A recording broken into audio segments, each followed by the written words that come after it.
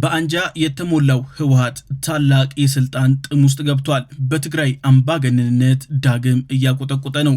በምርጫ ቦርድ እውቅናው የተሰረዘው ህወሓት የትግራይ ክልል ምክር ቤትን በኃይል ሰብስቦ ዶክተር ደብረጽዮንን ገብረ ሚካኤልን የክልሉ ፕሬዝዳንት አድርጎ ሾሟል።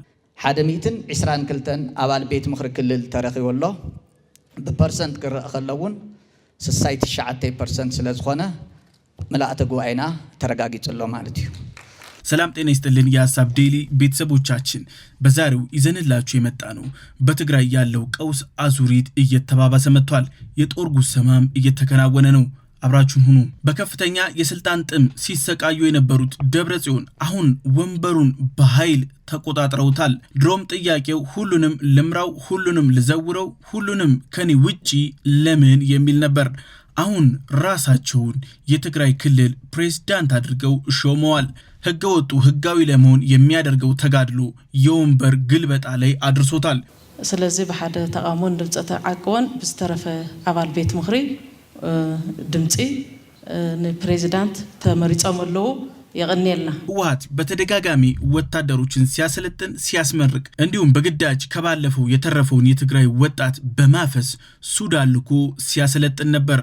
አሁን ህወሓት ወንበሩንም በኃይል ይዞታል። ህወሓት በሱዳን ቢሮ ከፍቶ የትግራይን ወጣት ግማሹን ለሱዳን ተዋጊዎች ሲድር ግማሹን በዛላምበሳ ሲያስመርቅ ነበር። ሙሉ በሙሉ ትግራይን በቁጥጥሩ ስር ዳግም ጥሏታል። ህወሓት ህገወጥ ድንበር ከፍቶ ከሻቢያ የተቀበለውን ትጥቅ ስንቅ ለመሞከር እየተዘጋጀ ነው። እዚህም እዛም አጋር እያበጀ ነው። ህወሓት እውቅና ጉዳይ አይደለም እያለ ነው። ራሱ ያወጣውን ህገ መንግስት ራሱ እየሻረ ነው። እንደሚታወቀው ህወሓት ሁሌም በየዘመኑ በልኩ ቀዶ ህግን የሚሰፋ ቡድን ነው። አሁን ደግሞ ህግን ሙሉ በሙሉ በህገ ወጥነት እየተካው ይገኛል። ህወሓት ጦርነቱ አይቀሬ ነው እያለ ነው። 24 ሰዓት ለጦርነት እየተዘጋጀ ነው። እንደ ልማዱ ከሻቢያ ጋር በመቀናጀት ኢትዮጵያን ለመውረር ዛሬም እየሞከረ ነው። ከታሪክ ሳይማር ዳግም ዝግጅት እያደረገ ነው። ህወሓት በኃይል ከዲዲአር የሳበውን ወታደር ዛሬም ስግብግብ የሆኑ ግለሰቦችን ለመሾም ሲል ዛሬም እየተጠቀመባቸው ነው። ህወሓት ሹመቱን ለማስጠበቅ እያጋደላቸው ይገኛል። ዲዲአር ሙሉ በሙሉ በህወሓት ተሰናክሏል። ግን የትግራይ ወታደር አሁናዊ አቋም ምን አይነት ነው የሚለው ራሱን የቻለ ራስ ምታት ሆኖበታል። ለህወሓት የህወሓት ጦር አሁን ላይ ምን ይመስላል አቋሙስ የሚለውን እንመልከት። የመጀመሪያው በደሞዝ እጥረት እየተፈተነ ነው። በድጋሚ አደባባይ በመውጣት ለህወሓት አመራሮች ተቃውሞውን አሰምቷል። የህወሓት ወታደር በተደጋጋሚ የደሞዝ እጥረት እንዲሁም የስንቅም የትጥቅም እጥረት እየፈተነው መሆኑን አሳውቋል። ፊት ለፊት ከህወሓት አመራሮች ጋር ተፋጧል። አሁን ህወሓት ራሱ ያሳደገው ራሱ ሊውጠው ተዘጋጅቷል። በሁለተኛ ደረጃ የህወሓትን ወታደር ያሳሰበው ይህ ነው። ህወሓት የስልጣን ሽኩቻ ላይ ትኩረት አድርጓል። የፖለቲካ ውስለታውም አማሮታል። የትግራይን ህዝብ ሲያደቅ የኖረው ሻቢያ አሁን ከህወሓት ጋር አንድ ላይ ጥምረት ፈጥሯል። ጽምዶ በተደጋጋሚ ይህ ጥምረት ቢተችም ህወሓት ወይ ፍክች እያለ ነው። ወታደሮቹ በከፍተኛ ደረጃ ተማረውበታል። ደማችንን ለሻቢያ አናፈስም እያሉ ነው። ደማችንን አፍሰን አጥንታችንን ከስክሰን ለዚህ የደረስነው ሻቢያን ለማንበር አይደለም እያሉ ነው። እዚህም የተነሳ የህወሓት ወታደሮች ከአመራሮቻቸው ጋር በአይነ ቁራኛ እየተያዩ ነው። የትግራይ ወታደሮች ውስጣዊ ክፍፍል ውስጥ ይገኛሉ። አሁን ይህ ውስጣዊ ክፍፍል ወደ ውጫዊ ክፍፍልም እያመራ ነው። ህወሓት አብዛኞቹ ወታደሮቹ ከርተውታል። በክልሉ ካሉ ከህወሓት በተቃራኒው ወዳሉ ኃይል በአብዛኛው እየሄዱ ነው። እየሄዱ ያሉት ደግሞ ትጥቃቸውንም ስንቃቸውንም እንዲያዙ ነው።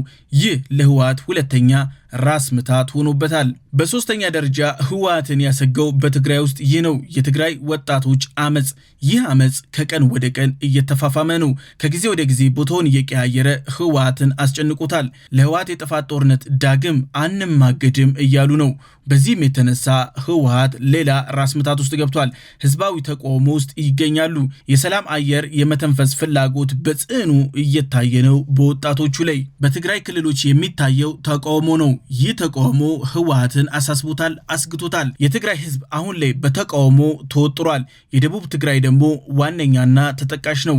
ህዝብ በተደጋጋሚ ህወሓትን በመቃወም ሰልፍ እየወጣ ነው። በዚህም ሰልፍ የተነሳ ህወሓት ሌላ ግርግር ውስጥ እየገባ ነው። ህዝባዊ ቅቡልነት አሁን ዜሮ የሚባል ደረጃ ላይ ደርሷል። ህወሓት ይህንን ያውቃል። ቀድሞ ደግሞ በኃይል ለመያዝ እየሰራ ነው። የትግራይ ህዝብ ለህወሓት የፖለቲካ ቁማር ብሎ የሚያባክነው ህይወት እንደሌለው በተደጋጋሚ እያረጋገጠ ነው። የትግራይ ወጣት ጨቋኝ ከሆነው ህወሓት በመፍራት ባገኘው መንገድ ሁሉ ከትግራይ እያመለጠ ነው። የትግራይ ወጣት ጦርነትን በመፍራት ባገኘው መንገድ እየወጣ ነው። በዚህም የተነሳ ህወሓት ኃይሌ ሊደክም ሊሳሳ ይችላል እያለ ነው። የትግራይ ወጣት ግን ስደት ብቸኛ አማራጩ እያደረገ ነው። ህወሓት ከገስገስቲ ማህበርቲ ትግራይ ጀምሮ እስካሁን ድረስ በትግራይ ወጣት ደም ለስልጣን በቅቷል። ዳግም ስልጣኔን ማረጋግጠው በእነዚህ ደም ነው እያለ እየማለ እየተገዘተ ነው። ግን ህወሓት አሁን እንደ ጥንቱ ወጣቱ ልቡንም እጁንም ክንዱንም ሊሰጠው አልቻለም። በዚህም የተነሳ ሌላ አጣብቂኝ ውስጥ ገብቷል። ህወሓት ለ3 ዓመታት ተቋርጦ የቆየውን የክልሉን ምክር ቤት በኃይል ሰብስቧል። ራሱን እየሾመም ይገኛል። አሁን ህወሓት እርስ በእርስ መሿሿም ላይ አተኩሯል። ወይዘሮ ኪሮስን አፈጉባኤ እንዲሁም ወይዘሮ ምህረትን ምክትል አፈጉባኤ እያደረገ ነው። ደብረጽዮንን ደግሞ የክልሉ ፕሬዝዳንት አድርጎ እየሾመ ነው። በዚህም የተነሳ እርስ በእርሳቸው ስልጣንን እየተጎራረሱት ይገኛሉ። ደብረጽዮን ቃለ መሐላ ከፈጸሙልና ክቡር ፕሬዝዳንት ላዕለዋይ ቤት ፍርዲ እውን ቃለ መሐላ ከፈጸሙልና በክብር ንዕድል ህወሓት ሙሉ በሙሉ ህገ ወጥ የተባለ ነው። ግን ራሱን ህጋዊ ለማድረግ እየተሯሯጠ ነው። በዚህም የተነሳ ህገ መንግስቱ ሙሉ በሙሉ እየተሻረ ነው። ህወሓት ራሱ ያወጣው ህገ መንግስት ህወሓት የትግራይ ክልልን ጊዜያዊ አስተዳደር በኃይል በጫና ይዞት ተቆጣጥሮት ይገኛል። የፕሪቶሪያውን ስምምነት ዳግም ህወሓት ራሱ ጥሶታል። ፕሪቶሪያ ለትግራይ ተስፋ ብርሃንን የፈነጠቀ ነበር። ግን ይህንን ተስፋ ህወሓት ራሱ አውድሞታል። በአመራሮቹ ገነጣጥሎ ቀቢጸ ተስፋ አድርጎታል። አሁን የጦርነት ነጋሪት እየተጎሰመ ነው። ጎሳሚው ደግሞ ህወሓት ነው። አስተጋቢው ደግሞ ሻዕቢያ ነው። አጋሮቹ እየተሰባሰቡ ነው። ምስራቅ አፍሪካን ለመገነጣጠል እያሰፈሰፉ ነው። ትግራይ ከባለፈው ጦርነት ሳታገግም ከኢኮኖሚያዊ ከማህበራዊ ኪሳራ ተጨማሪ ሌላ ኪሳራ ተጨማሪ ሌላ ቁስል ህወሓት እያመጣ ይገኛል። በዚህም የተነሳ ህዝብ ስጋት ውስጥ ወድቋል። በባለፈው ጦርነት ሻዕቢያ ዘርፎ ገርፎ እንዲሁም ደፍሮ ሄዷል። በዚህም የተነሳ የትግራይ ህዝብ ፍትህ እየጠበቀ ነበር። ፍትህ ሲጠብቅ የደረሰው ግን በተቃራኒው ነው። ደፋሪው ወራሪው ሻዕቢያ አሁን የህወሓት ብቸኛ አጋር ሆኗል። ለጦርነትም በጋራ ዝግጅት እያደረጉ ነው። ህዝብ ይህ ህልም ወይም ቅዠት የሚለው ላይ ነው። በታሪክ አጋጣሚ ምስኪኑ የትግራይ ህዝብ ላይ የተጫነው ህወሓት ዛሬም እንደ ትላንቱ ፋሽስታዊ ስራውን እየሰራ ይገኛል። በሰላም ስም የህልውና ቁማር በማስነሳት እየተጫወተ ነው። ህወሓት ከፌዴራል መንግስት በኩል የተከፈተውን የሰላም በሮች ሙሉ በሙሉ ጥርቅም አድርጎ ዘግቷቸዋል። አሁን ጨዋታው የኃይል ነው እያለ ነው። አማራጩ ብቸኛ የሚታየው ኃይል ብቻ ነው። ህወሓት በተደጋጋሚ ወታደሮችን እያሰለጠነ ነው። የጦር መሳሪያዎችን በኮንትሮባንድም እያገኘ ይገኛል። በስልጣን ጥመኝነት እንዲሁም በውስጥ ሽኩቻ የተጠመደው ህወሓት አሁን ምስኪኑን የትግራይ ህዝብ ወደ ማያባራ ጦርነት እየገፈው ይገኛል። ያጸም ፖለቲካም አስጀምሯል። የሞቱትን አመራሮቹን ከተቀበሩበት እየሰበሰበ ነው። ይህ ተገለናል፣ ተደፍረናል የሚል ትዕርክትን ለመዝራት እየሮጠ ነው። አሁን ህወሓት የያዘው የጦርነት ስልት የአፍሪካ ቀንድን ለከፋ ኪሳራ ሊዳርገው ይችላል። ህወሓት፣ ሻዕቢያ፣ ሱዳን እንዲሁም በእጅ አዙር ግብጽ ይሳተፉበታል ተብሎ ይጠበቃል። እንደዚህ ቀደሙ ቀላል ይሆናል ተብሎ አይጠበቅም። እነዚህን ሁሉ የጥፋት ስብስቦች ቀጠናውን ሊያተራምሱት ቆርጠው ተነስተዋል። ህወሓት ዛሬ ላይ ይበልጡኑ እየከፋ ይገኛል። የትግራይን ወጣት ለማይረባ ዓላማ እያጋደለ እስተመቼ እንደሚቀጥል ይህ የትግራይ ህዝብ ጥያቄ ነው። የሱዳን ጦርነት ላይ እየተሳተፈ ነው። በተደጋጋሚ የትግራይ ወጣቶችን ወደ ሱዳን እየላከ ነው። የሱዳን ኃይሎች ደግሞ ማርከው ወጣቶችን እያሳዩ ነው።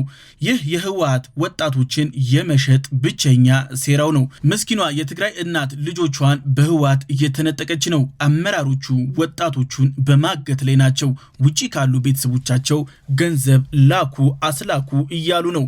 በዚህም የተነሳ ትግራይ ውስጥ እገታ ኖርማል እየሆነ መጥቷል። ዳግም ህወሓት የሂውማን ትራፊኪንግ ላይ ተሰማርቷል። ዓለም አቀፍ ህጎችን ሙሉ በሙሉ ጥሷል።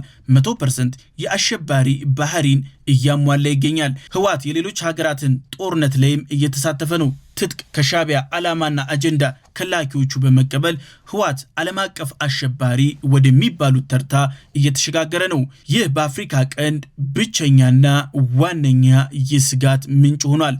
ህወሓት የትግራይን ወጣት ለልማት ሳይሆን ለጥፋት እንደ ግብአት እየተጠቀመባቸው ነው። ህወሓት በትግራይ ህዝብ ስም የሚመጣውን እርዳታ ለታጣቂዎቹ እንዲሁም ለደጋፊዎቹ ብቻና ብቻ እየዋለ ነው። ህወሓት እንደሚለው ከሆነ ለጦርነት ልጁን ያላዋጣ እርዳታ አያገኝም እያለ ነው። በህዝብ ረሃብ ርካሽ ፖለቲካ የሚሰራ ታላቅ የደም ስብስብም ጭምር ነው። ህወሓት ዛሬም የትግራይ ምድርን መሰረተ ልማቶች እያወደመ ነው። ህዝቡን ወደ ኋላ እንዲቀርም እየሰራ ነው። ኋላ ቀርነት ትርፉም ስለሆነ ህወሓት ከምስረታው ጀምሮ የተሳሳተ ፖሊሲ እና ገደብ ያለፈ ትዕቢቱ የትግራይን ህዝብ በተደጋጋሚ ዋጋ እያስከፈለ ነው። ህዝብን ጎራ እየከፋፈለ እርስ በእርስ በአይነ ቁራኛ እንዲተያዩ እየሰራ ነው። ሎምበር እየተሻኮተ ነው። ሽብሰለስተ ድምፀ ተዓቅቦን ሓደ ተቃውሞን ብተረፈ አባል ቤት ምክር ግን ቅቡል ተገይሮሎ ይቅኒልና የትግራይ እናቶች ግን አሁንም እያለቀሱ ነው። ጦርነት በቃን እያሉ ነው። አሁን ዳግም ለጦርነት የምንከፍለው ምንም የለንም እያሉ ነው። ህወሓት የጥፋት አቧራ እያስነሳ ነው። የትግራይ ህዝብን እያፈነ ነው በአቧራው። የትግራይ ህዝብን ታጋጭ አድርጎታል። ብቸኛ መደራደሪያውም አድርጎታል። አሁን መጥፋት በህወሓት ታውጆበታል። የሐሳብ ዴሊ ቤተሰቦቻችን የዛሬው ይህን ይመስል ነበር። በቀጣይ በሌላ አጀንዳ እስከምንገናኝ ሰላም።